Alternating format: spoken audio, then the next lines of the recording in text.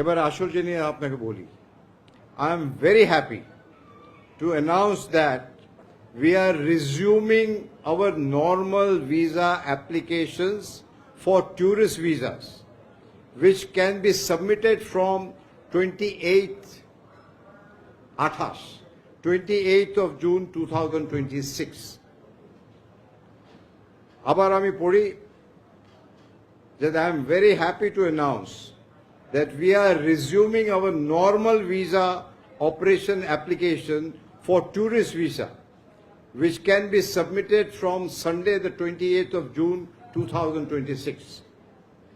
We will continue to facilitate medical visas in urgent cases on humanitarian consideration and grounds.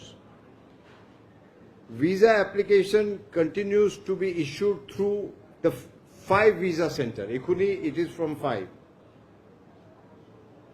Rajshahi, Chattogram, Sylhet and Khulna.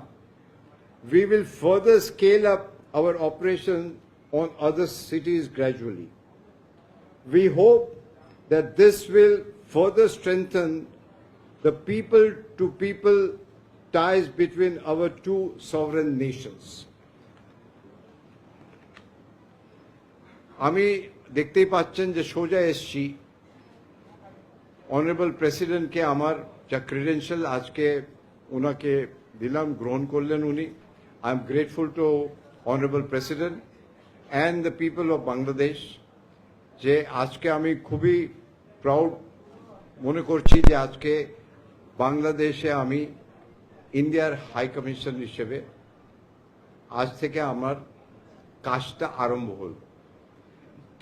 যখন বর্ডারে আপনার সঙ্গে মুখামুখি হয়েছিল ওই সময় সবচেয়ে প্রথম প্রশ্ন আমাকে যা জিজ্ঞেস করেছিল ওই প্রশ্নটা ছিল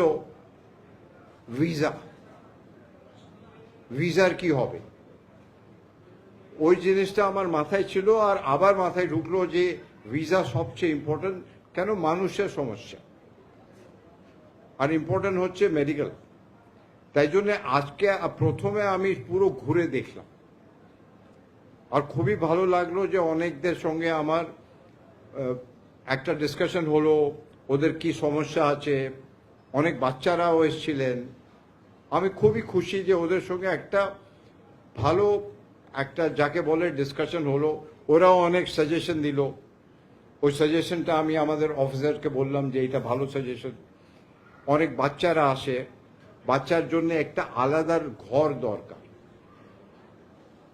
আলাদা ঘর যেখানটা টয়স হবে, বাচ্চাদের জন্য কিছু খাওয়া দাওয়া হবে, কিছু এখানটা জল, পানীয় জল, মিনস বাচ্চারা যার ভালোভাবে, কেন কি অনেক সমস্যা হয়, একটু যদি ওয়েট করতে হয় বাচ্চাদের জন্য অনেক সমস্যা হয়।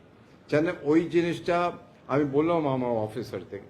আর যারা হুইল চেয়ারে আছে ওদের জন্য র্যাম্পের যদি দরকার হয়।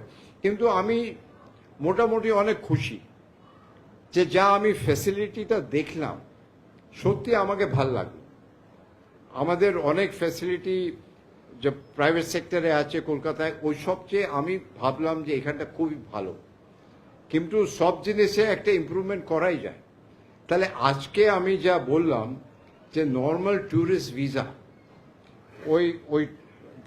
ওই ট্যুরিস্ট ভিসা ওপেন যা নর্মাল সি আছে ওইটা করে দিলাম, আর ওইটা আরম্ভ হবে 28 জুন থেকে।